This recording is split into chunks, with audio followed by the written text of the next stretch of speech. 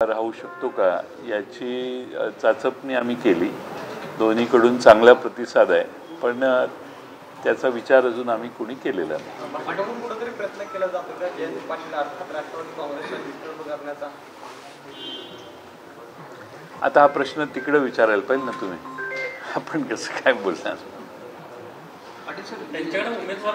जे प्रश्न तिकडे त्यांच्याकडे उमेदवार नाही किंवा उमेदवार पडण्याची शक्यता दिसते, जे पाऊस महाविकास आघाडीचं वातावरण महाराष्ट्रामध्ये दिसते, सर्वे जे बोलत आहेत त्यानुसार, त्यामुळे सुद्धा तरी विरोधी पक्षाच्या चेहऱ्यांना आपल्या पक्षात निवडून घेण्याचा प्रयत्न होतो.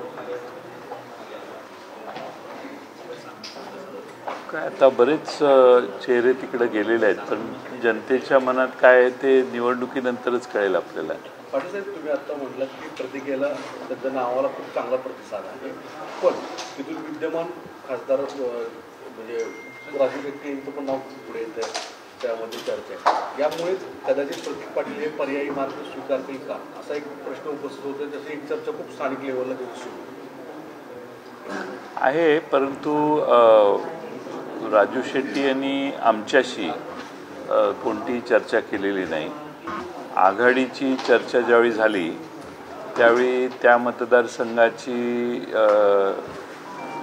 त्या ठिकाणी शिवसेनेने उद्धव ठाकरे साहेबांच्या पक्षाने त्या ठिकाणी आपली काही मतं मांडलेली आहेत, त्यामुळं त्याचा अजून निर्णय झालेला नाही. असं का व्हावं की वारंवार तुमचंच नाव जे आहे ते दर 15 दिवसांनी तुमचं नाव काढलं? तर 15 दिवस जास्त झाले, 8 दिवसांनी. तो तुम्हीच हे शोधून काढलं पाहिजे. ती तेवढं माझं काम तुम्ही करा की का असं होतंय. अशी पण चर्चा आहे की जर तुम्ही महायुतीमध्ये सामील झाला तर तुम्हाला डायरेक्ट मंत्रीपद देखील दिलं जाईल, त्यामुळे महत्त्वपूर्ण खातं दिलं. मी 17-18 वर्ष मंत्रिमंडळात काम केलेलं आहे, त्यामुळं ते काही एकमेव प्रलोभन असू शकत नाही ना. लोकसभेच्या जागा वाटपासंदर्भातली चर्चा अंतिम झाली आहे का? कधीपर्यंत उमेदवारांची नावं फाईन होतील? आम्ही काँग्रेस आणि शिवसेना उद्धव ठाकरे गट अशी चर्चा यापूर्वी झाली आहे. बाळासाहेब आंबेडकर साहेबांच्या बरोबर आमच्या 1-2 बैठका झाल्या. त्यांच्याबरोबर चर्चा परत लवकरात लवकर करायचा आमचा प्रयत्न आहे. बऱ्याचशा समन्वय तिन्ही पक्षात झालेला आहे, त्यामुळं मला खात्री आहे की एक 7-8 दिवसात आम्ही काही निष्कर्षापर्यंत येऊ. पण बाळासाहेब आंबेडकर साहेबांशी चर्चा करून त्यांना विश्वासात घेऊन आमचा प्रयत्न राहील की महाराष्ट्रात ही महाविकास आघाडी अधिक व्यापक स्वरूपात लोकांच्या समोर जाईल. भाजप प्रवेशाच्या या चर्चा एकंदरीत तुमच्या अनुषंगानं किंवा इतरांच्या अनुषंगानं याचा फायदा कोणाला मिळतो एकंदरीत असं वाटतं तुम्हाला? कोण तुमचं नाव बदनाम करतंय? मी हे उलटं घेतो. तुम्ही आम्हाला प्रसिद्धी देताय आणि त्यामुळे प्रसारमाध्यमावर माझा राग नाही आहे. तुम्ही प्रसिद्धी देता, तेवढाच वेळ लोकांच्याशी आमचा संपर्क होतो, त्यामुळं याचं सगळ्याचं श्रेय तुम्हालाच आहे. तुमचं नाव वारंवार चर्चेत आहे या अनुषंगाने. ते मी सांगितलं ना, ताईंना सांगितलं मी, तुम्ही जबाबदारी घ्या आणि हे हुडकून काढा. लोकसभा मतदारसंघाची जागा आपल्याकडून लढवली जाणार आहे अशी माहिती. हो हो. नाही, रावेरच्यासाठी शिवसेना, काँग्रेस आणि राष्ट्रवादी काँग्रेसच्या बैठकीत जी साधक बाधक चर्चा झाली त्यात खडसे साहेब त्या ठिकाणी निवडणूक लढवणार होते, पण त्यांची प्रकृती मधल्या काळात अस्वस्थ असल्यामुळं ती निवडणूक लढवण्यासाठी त्यांनी यापूर्वी असमर्थता व्यक्त पक्षाकडे केलेली आहे. त्यामुळं त्यांना विचारून तिथं पर्याय हुडकण्याचा आमचा प्रयत्न आहे, पण त्याला शिवसेना आणि काँग्रेस पक्षाची अजून मान्यता मिळालेली नाही. आतापर्यंत किती जागेचा महाविकास आघाडीत किती जागेच्या बैठकीत चर्चा झालेली आहे आणि किती जागा अजून? सगळ्याच जागांची चर्चा झालेली आहे. सगळ्याच जागांवर मतैक्य होण्याची लगेच शक्यता आहे. फक्त बाळासाहेब आंबेडकरांची अशी चर्चा करून आम्ही हे पूर्ण त्यांना विश्वासात घेऊन आम्ही फायनली योग्य तो निर्णय घेऊ. सर, पुढील 10-15 दिवसात मोठे राजकीय भूकंप होतील असं सुनील तटकरे म्हणतात. आता हा प्रश्न तुम्ही पुढे विचारला पाहिजे त्यांना. तुम्ही माझ्यावर का अन्याय करताय? असं स्वतःला मी एवढा मोठा समजत नाही की त्यामुळे भूकंप होईल. तुम्ही त्यांनाच पुढचा प्रश्न विचारायला पाहिजे की भूकंपात कोण कोण गाडले जाणार आहेत. सर, सवाल ये है कि महायुति की ओर से लगातार ये जो प्रचार किया जा रहा है कि कई लोग हैं जो महाविकास आघाड़ी के बड़े नेता, आपका नाम उसमें हमेशा आगे आता है कि आप कभी भी बीजेपी ज्वाइन कर सकते हैं. क्या जब कई साल जो रह चुके हैं कांग्रेस में, अशोक चौहान का नाम लेंगे, जब वो अपनी निष्ठा बदलते हैं और पार्टी लाइन छोड़ के कहीं और पार्टी में जाते हैं, तो इसलिए सारी चीज़ें शुरू होती हैं.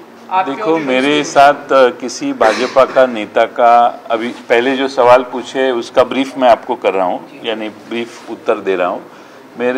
मेरे से किसी भाजपा का नेता ने संपर्क नहीं किया, ना मैंने किसी से संपर्क किया, और इसमें कोई बात किसी से हुई नहीं है. मुझे ताज्जुब लगता है कि बार बार ऐसी न्यूज़ आने का कारण क्या है. और हमारी राष्ट्रवादी कांग्रेस पार्टी शरद पवार साहब के नेतृत्व में जो काम कर रही है, वो महाराष्ट्र प्रदेश में जो काम हो रहा है, हमारी पार्टी टूट गई है, कुछ लोग हमारे से चले गए हैं, फिर भी हमारी पार्टी फिर एक बार महाराष्ट्र में जो नौजवान हैं उनको साथ में लेके उभर के सामने आ रही है. और हमारा प्रयास ये रहेगा कि आने वाले लोकसभा में हमारा परफॉर्मेंस और अच्छा हो. लोकसभा के परफॉर्मेंस को आप बेहतर करना चाहते हैं. बात अभी आती है लोकसभा सीट की. क्या सारी वो 48 सीटों की आप बातचीत हो चुकी है आपकी? आप एक कंसेंसस पे आपके बने हैं कि उनको अम्बेडकर को भी आपको कहीं ना कहीं एडजस्ट करना है?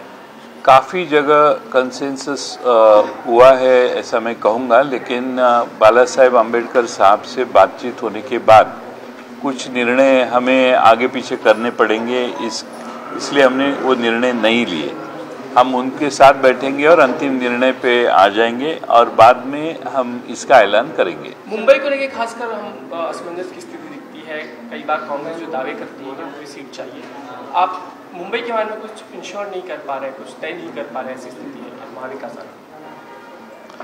मुंबई के बारे में कांग्रेस, शिवसेना और हमारी 2-3 बार बात हुई है, और मुझे लगता है कि और एक जब मीटिंग हो जाएगी तब वो साफ हो जाएगी, क्लियर हो जाएगी. होळीकडून गाडी वगैरे जाळण्यात, एका महिलेला देखील पेट्रोल टाकून जाळण्याचा प्रयत्न करण्यात आला, अशी घटना पुण्यामध्ये घडली. कशा पाहतात? नाही, मला माहीत नाही नक्की कारण काय, कशामुळे घडली, त्याची माहिती दुपारपर्यंत मी घेईन आणि मग संध्याकाळी मी माझी प्रतिक्रिया देईन. नवीन जे नाव मिळालेलं आहे ते कायमस्वरूपी किंवा निवडणुकीपर्यंत अशी मागणी जी आहे ती करण्यात आली आहे. आज थोड्या वेळाने सुनावणी झाली आहे. सर, त्यावर बघू ना आता काय कोर्टाकडून काय उत्तर येतंय ते बघू आपण. पण आपल्याकडे चिन्ह आणि ते नाव जे आहे ते किमान लोकसभेच्या निवडणुकीपर्यंत कायम ठेवलं जावं. मला एक्झॅक्ट कोणत्या मुद्द्यावर आम्ही काय मागणी केली हे मला माहीत नाही.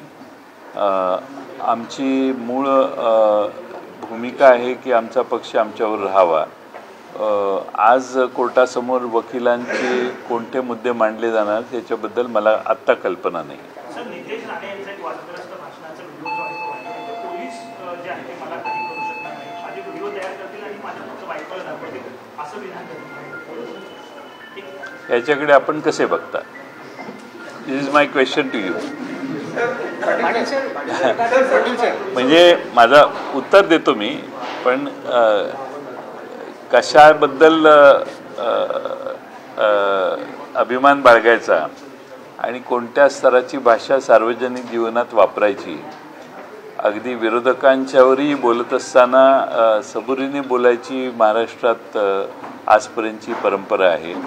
त्या सर्वांना छेद गेलेला आहे. भारतीय जनता पक्षाच्या एका महत्त्वाच्या नेत्यांच्या महत्त्वाच्या मुलाने जो लोकप्रतिनिधी राहिलेला आहे त्याने अशी भाषा वापरणं हे भारतीय जनता पक्षाला कितपत मान्य आहे हे समजून घेणं आवश्यक आहे. भारतीय जनता पक्षाला ही भाषा मान्य आहे का याचा खुलासा भारतीय जनता पक्षाच्या नेतृत्वाने केला तर महाराष्ट्राला थोडीशी माहिती अधिकची मिळेल. असं गुलाबराव पाटील पण करताय. त्यांनी असं म्हटलेलं आहे, गुलाबराव पाटलांनी त्यांनी असं म्हटलंय की आम्ही आधी काँग्रेस राष्ट्रवादी बरोबर लव्ह मॅरेज केलं, मग नंतर तलाक घेतला, मग परत आता लग्न केलेलं आहे, आता आमचा विकासाचा संसार चालू आहे, अशा पद्धतीचं वक्तव्य त्यांनी केलं. नाही, किती वेळा तलाक घेतला, किती वेळा लग्न केलं हे फार महत्त्वाचं नाही. जिथे आहे तिथं संसार सुखाचा आहे का, तो संसार सुखाचा असेल तर काय कुणाची चिंता नाही, कोणी मग त्याच्यात पडणार नाही. पण तो संसार सुखाचा दिसत नाही, ही तर महाराष्ट्राची समस्या आहे. स्थानकात गोळीबार केला, पुन्हा बऱ्याच काही दंगलीचे पण प्रयत्न झाले, पण विरोधक कुठं रस्त्यावर उतरताना दिसत नाही. म्हणजे गृह विभाग आता पोलीस स्टेशनवर जाऊन जर गोळीबार होत असेल तर ही दहशतच आहे ना. आपण तर विरोधक कुठं आंदोलन करताना आंदोलन करताना निषेध अनेक ठिकाणी व्यक्त झाले. लोक आता व्यक्त कमी होतात, पण प्रत्येकाला हे म्हणजे अशा जबाबदार आमदारांच्याकडून अशी भूमिका अशी घटना घडली याचं म्हणजे महाराष्ट्रात न कधी घडलेली घटना आहे. It is very surprising. त्यामुळं या सगळ्या गोष्टी भविष्य काळात लोकांच्या पुढे येतीलच. मराठा आरक्षणासंबंधी उद्या एक महत्वाचं अधिवेशन होणार आहे, मात्र हे विधेयक चर्चेविना पारित होण्याची शक्यता यापूर्वी दोनदा कोर्टात मराठा आरक्षण टिकलं नाही, कसं बघता? नाही, आता उद्या राज्यपालांचं अभिभाषण होण्याची आहे आणि त्यानंतर चर्चा किती जणांनी करायची ह्याविषयी माझ्या माहितीनं गटनेते बसून चर्चा करणार आहेत. तेवढी मर्यादित स्वरूपात चर्चा होईल, कारण मराठा आरक्षणाबाबतीत सभागृहातल्या प्रत्येक सदस्याला बोलायची इच्छा असेल, पण पक्षाने आपली भूमिका मांडण्यासाठी या प्रत्येक पक्षाच्या वतीने एक दोन अशी काही संधी काहीतरी चर्चा. राष्ट्रवादी काँग्रेस पार्टी शरदचंद्र पवार हे नाव पुढील निवडणुकीपर्यंत कायम ठेवावं ही मागणी शरद पवार गटानं सुप्रीम कोर्टाकडे केलेली आहे. मात्र या क्षणाची मोठी बातमी आपण बघतोय, भाजपामध्ये जाण्याच्या चर्चांवर जयंत पाटील यांनी खुलासा केलाय.